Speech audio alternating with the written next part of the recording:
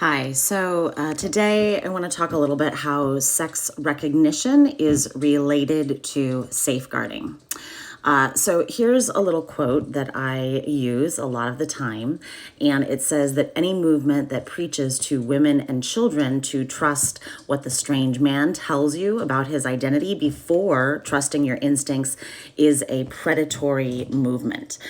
Now, I use the image here of Little Red Riding Hood. Little Red Riding Hood is a story that dates back to the 1600s, and it is a classic story and remains a classic story because it is about safeguarding. It's about a little girl learning a valuable lesson in trusting what her senses tell her rather than trusting what the charming stranger tells her. She realizes when she's speaking to him, Grandma, what big eyes you have, what big ears you have, what big teeth you have.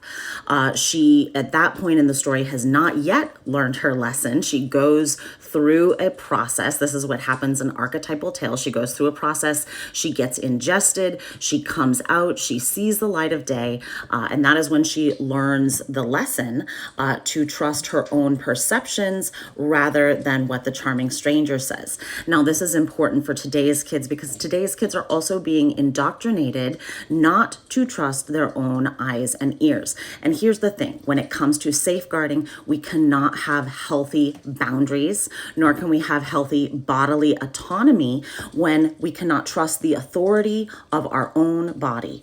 So there's a lot of videos out there, and maybe I'll do a response to one, but I don't even need to, where kids are being taught to call their teacher something other than they are. They will tell the teacher, teacher so-and-so, you're a girl. And the teacher will say, no, I'm a boy. Or they'll say, teacher so-and-so, you're a boy. And the teacher will say, no, I'm a girl. Now, what this tells the child is it tells them they cannot trust the authority of their own bodies, of their own eyes and ears. They are told their own body is not an authority and they have no authority to name the world around them. This is a safeguarding failure. Kids cannot have healthy bodily autonomy, nor can they have healthy boundaries if they cannot claim the authority of their own bodies and their own senses. So this is a massive safeguarding failure.